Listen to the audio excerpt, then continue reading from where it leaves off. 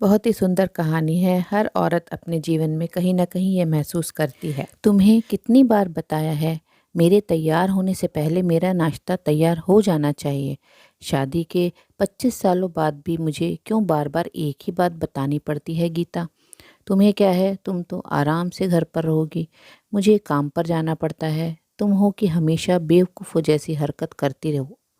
अगर तुम यह जानबूझकर करती हो तो याद रखना, मुझसे बुरा कोई नहीं होगा। आज भी विजय का पारा चढ़ा हुआ था। इन कटु शब्दों में अपना गुस्सा उतारते हुए, गीला तौलिया कुर्सी पर फेंकते हुए, विजय गुस्से से गीता की तरफ देखने लगा। गीता के लिए विजय का यह बेवजह का गुस्सा कोई नई बात नहीं थी। वह महीने में 3-4 बार ऐसे ही गीता पर बरस पड़ता था। पहले पहले गीता उसका विरोध किया करती थी, लेकिन जब कई सालों तक विजय में कोई बदलाव नहीं दिखा तो गीता ने खुद को ही बदल दिया। अब विजय के कुछ भी कहने से गीता को कोई फर्क नहीं पड़ता था। विजय की हर बात वो चुपचाप सिर नीचे झुकाए सुन लेती थी। शादी के पहले 5 साल तक गीता ने पूरी कोशिश की थी कि विजय को बदला जाए, लेकिन फालतू का गुस्सा करना और बाद में गीता को भला बुरा कहना, यह मानो जैसे उसकी आदत बन गई थी। कोई भी वाद विवाद होता तो विजय सीधा गीता को बोल देता, अगर मैं तुम्हें अच्छा नहीं लगता तो क्यों नहीं चली जाती अपने मायके, क्यों रहती हो मेरे साथ? इतना सब कुछ होने के बावजूद गीता विजय के साथ रहती थी, क्योंकि उसे अपनी बेटी की फिक्र थी। और वह जाती भी तो कहाँ, अपने बूढ़े हो चुके माँ बाप को इस उम्र में परेशान करना वह नहीं चाहती थी। समाज और लोग क्या कहेंगे, यह भी तो उसे देखना था। वह इतनी पढ़ी लिखी भी तो नहीं थी कि खुद जाकर कोई नौकरी कर सके और अपना और अपनी बेटी का पालन पोषण कर सके। गीता को अब अपनी फिक्र नहीं थी, उसको फिक्र थी तो बस अपनी शादी लायक हो रही बेटी की। गीता नहीं चाहती थी कि पति पत्नी के झगड़े की वजह से नव्या डिस्टर्ब हो। नव्या की पढ़ाई पूरी हो चुकी थी, उसके लिए अब शादी के रिश्ते आने लगे थे। कई रिश्तों को नव्या ठुकरा चुकी थी। 2-3 महीने बाद एक अच्छा रिश्ता आया। रिश्तेदारों और पहचान के लोगों ने भी लड़के के बहुत गुणगान किए थे।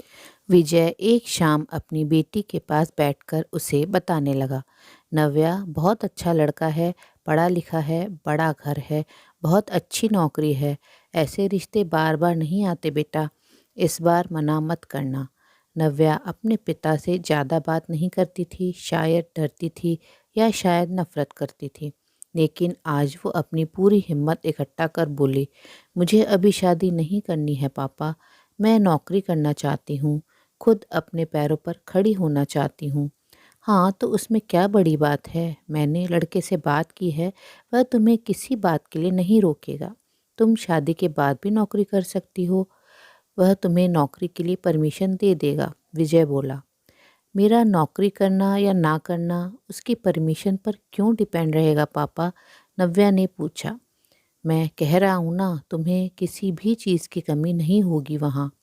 ऐसे रिश्ते बार बार नहीं आते, इसे ठुकरा मत। बहुत खुश रहोगी तुम। विजय बोला, पापा क्या मैं उतनी ही खुश रहूँगी जितनी मम्मी इस घर में खुश है? नव्या ने तंज कसते हुए कहा, आज तुम्हारी जुबान कुछ ज़्यादा नहीं चल रही? विजय गुस्से से आंखें बड़ी करते हुए बोला, पापा मुझे शादी ही नहीं करनी है, क्योंकि शादी के बाद अगर वह लड़का आपके जैसा निकला तो मैं क्या करूँगी? मुझे आपके जैसा जीवन साथी नहीं चाहिए, जो बिना बात के मुझ पर हमेशा चिल्लाए। मुझे कुछ भी अपनी पसंद का लेना हो तो 10 बार सोचना पड़े, कहीं वह नाराज़ ना हो जाए। मेरी तबीयत कैसी भी हो उसे परवाह ना हो। रोटी थोड़ी सी मोटी बन जाए तो घर सर पर उठा ले, उसकी चेक बुक ना मिले तो भी मेरा ही दोष निकाले और हर छोटी मोटी बात पर मुझे मायके जाने के लिए कहे। नव्या ने अपना दिल खाली करते हुए पापा से सब कह दिया। विजय का गुस्सा 7वें आसमान पर था, लेकिन उसके मुंह से एक भी शब्द नहीं फूट रहा था। वो नव्या की बातें सुन रहा था। नव्या उतना ही बोलकर चुप नहीं हुई। आज पहली बार वह अपने पापा के सामने इतना कुछ बोल रही थी। पापा, आपने माँ के साथ हमेशा गलत व्यवहार किया है। आप अपने ऑफिस का गुस्सा बिना सोचे समझे माँ पर उतार देते हैं। कभी इस बात की परवाह भी नहीं करते कि उन्हें कैसा लगता होगा। आपकी बातें सुन सुनकर माँ ने अपना स्वाभिमान खो दिया। विजय आज पहली बार अपने किए बर्तावों को महसूस कर पा रहा था। वो इतना ही बोल पाया, जो तुम्हारा मन है वो करो, मैं तो इतना बुरा हूं ना। नव्या ने विजय का हाथ पकड़ा और बोली, पापा मुझे सिर्फ एक सवाल का जवाब दे दो, क्या आप चाहेंगे कि मेरा पति आपके जैसा हो? अगर आपका जवाब हाँ है तो कर दीजिए मेरा रिश्ता आज ही, और ना है तो मुझे आत्मनिर्भर बनने दीजिए। विजय कुछ भी ना बोल पाया और वहाँ से चुपचाप बाहर चला गया। आज उसे गीता के सामने जाने में शर्म आ रही थी। चलते चलते उसकी आंखों से आंसू बह रहे थे। विजय ने आज से अपने आप को बदलने का निश्चय किया। अगले दिन से गीता ने अपने पति में काफ़ी बदलाव देखा। वह सोचने लगी कि जो हिम्मत नव्या ने दिखाई है, वह हिम्मत अगर मैं पहले ही दिखा देती तो शायद आज परिस्थिति कुछ और होती। अब नव्या पढ़ लिख कर अच्छी नौकरी करने लगी थी और 3 साल बाद उसके लिए एक अच्छा रिश्ता आया। और उसकी विदाई पर विजय बोला, बेटा तू हमेशा खुश रहेगी, क्योंकि तेरा पति तेरे बाप जैसा नहीं है। विजय की यह बात सुनकर गीता और नव्या की आंखों से आंसू बहने लगे। दोस्तों, हमारे समाज में औरतों को भले ही देवी का दर्जा दिया जाता है, लेकिन वह स्वतंत्रता नहीं दी जाती जो उन्हें देनी चाहिए। उन्हें बचपन से ही बताया जाता है कि वह पराया धन है। स्कूल से आने में देर हो जाए तो पिटाई मिलती है।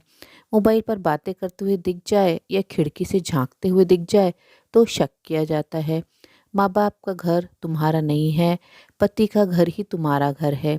जीवन भर यह बातें बता बता कर उन्हें ससुराल भेज दिया जाता है, और एक दिन किसी छोटे मोटे झगड़े में ससुराल वालों से उन्हें सुनना पड़ता है कि इस घर को छोड़ दो और मायके चली जाओ। अब आप ही बताओ दोस्तों, ऐसी स्त्रियों का सच्चा घर कौन सा? आखिरकार वह किस घर को अपना कहे? तो दोस्तों, उम्मीद है आपको यह कहानी ज़रूर पसंद आई होगी। कहानी कैसी लगी कमेंट बॉक्स में कमेंट करके ज़रूर बताएं। अगर आपको यह कहानी पसंद आई हो तो आप इस कहानी को अपने मित्रों और प्रियजनों के साथ शेयर ज़रूर करें, और ऐसी ही दिल को छू लेने वाली कहानियाँ सुनते रहने के लिए चैनल को सब्सक्राइब ज़रूर करें। कहानी अंत तक सुनने के लिए आप सभी लोगों का दिल से बहुत बहुत धन्यवाद। तो फिर से मिलते हैं मेरी अगली कहानी में। तब तक के लिए आज्ञा दीजिए। ऐसे ही कहानियाँ सुनते रहिए। Thank you.